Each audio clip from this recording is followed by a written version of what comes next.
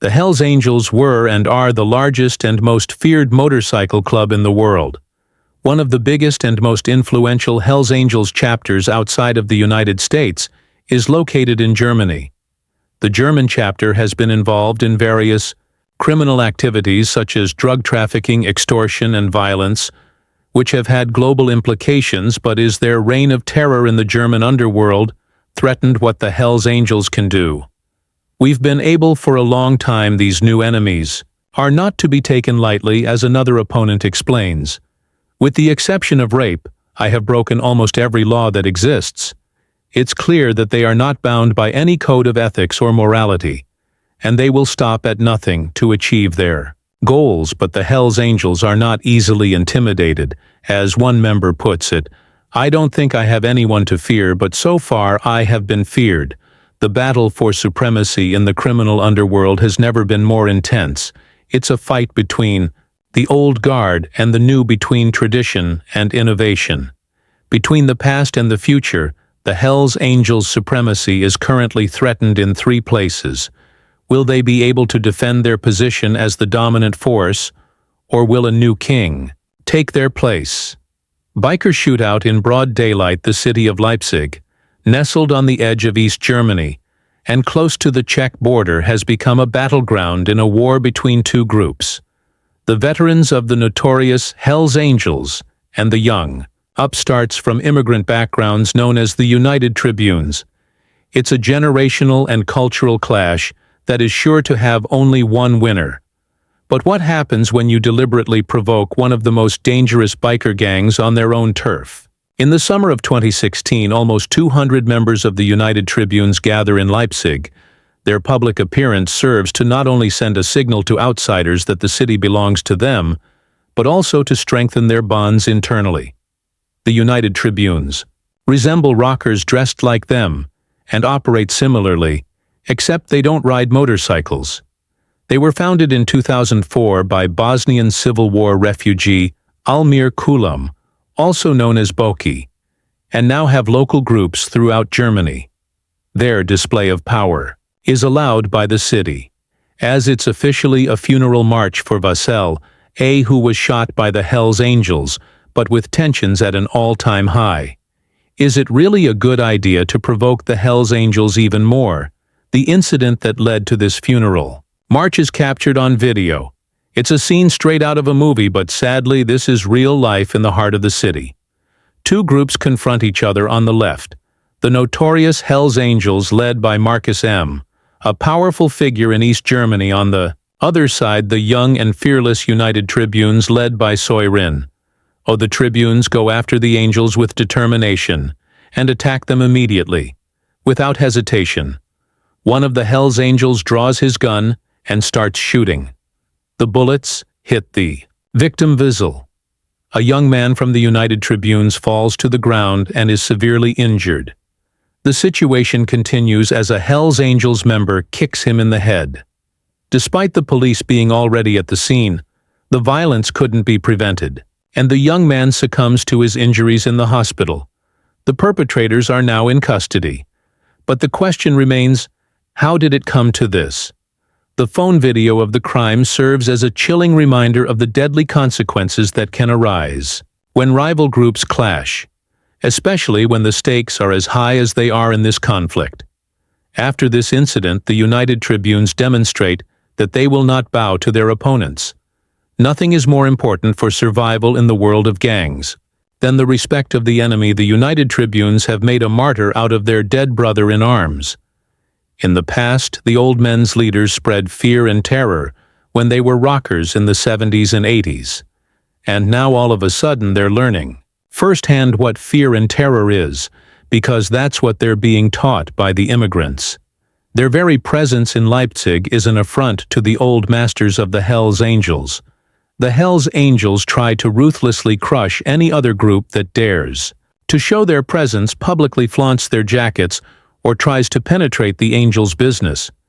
This could be anything from the illegal trade of narcotics and weapons to running protection rackets. From the perspective of the Hells Angels, these activities fall squarely under their monopoly. But where do these new gangs of bikers come from? Where do they recruit men who are willing to die for the club? The betrayal of Ali Osman. Music, a dangerous battle of bikers, is also simmering in the west of Germany. The rural region in western Germany, once an industrial powerhouse, now finds itself grappling with a different kind of power struggle. After Berlin, Duisburg is the most disputed biker stronghold in Germany, in the city's red light district, which is as big as it is. Profitable, hostile motorbike gangs have been on each other's toes for years. A growing number of young men with immigrant backgrounds are joining gangs like the Saturas, which originated in the Netherlands from Indonesian immigrants. These gangs have brought a new kind of violence to the region, with bloody turf wars erupting on the streets. In 2012, the Saturas expanded their operations into Germany, with Duisburg as their headquarters. It was here that Ali Osman, also known as the Godfather, was crowned as the German president by the Dutch bosses. Immediately, Hells Angels and Saturas attack each other with knives, firearms, and engage in bloody mass brawls in August 2012. Even a splinter grenade explodes in the clubhouse and in a betting office of the Hells Angels in Duisburg. But the bloody war of the biker gangs in the west of Germany takes a turn. Ali Osman turns into a state's witness for the police, even though he marked the badass biker with Christian J., who is later unmasked as an informant. The Saturas claim to value brotherhood and freedom, but their internal set of rules reveals ulterior motives. Anyone who is kicked out of the club has to buy their way out for 5,000 euros. Drinking alcohol without permission costs 100 euros, and prospects are required to clean the clubhouse. Ali Osman and Christian J. are arrested for drug trafficking and smuggling a Kalashnikov with 1,000 cartridges, despite Ali Osman's testimony. He received 6 years in prison, while Christian J. received a lenient 2 years on probation. Their testimony, however, was enough for authorities to ban the Saturas in May 2015. The media's increased coverage of these gangs and social media has given them a dangerous platform, which has led to increased violence.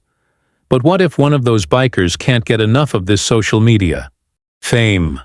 What if, when one of the rockers goes absolutely berserk, breaks all tradition, and calls for a full-scale war in the red light district?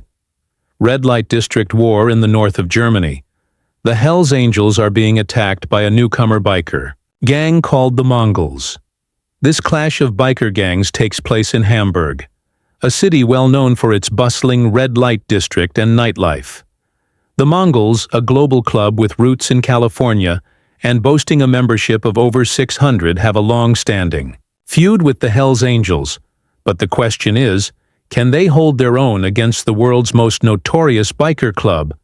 The Mongols decide to make a bold statement by showing up in their club jackets on the Reeperbahn, a street teeming with sex shops and under firm control of the Hells Angels. It's a provocative move seen by many as a declaration of war. The Hells Angels respond quickly, attacking the Mongols' president Erkan Uzun and stealing his biker jacket from his home. The stolen jacket then shows up on Facebook, worn by a transsexual man. As a reaction, Erkan Uzun takes to social media to issue a furious message to the Hells Angels. This sets the stage for a showdown that could shake the criminal underworld to its core, but is also the world's first social media biker war. It only takes until December 2015 that Erkan Uzun ends up in custody on weapons charges. Erkan's remaining troop continues to meet up and gets reinforcements from Switzerland. The Mongols continue to dream of big money in the milieu. What the Hells Angels can do, we have been able to do for a long time. We're not here now to make any kind of trouble. We're here as a brotherhood. The Mongols, a motorcycle club, without motorcycles, and with simple truths. If you already devalue the vest, you should be able to kill the man.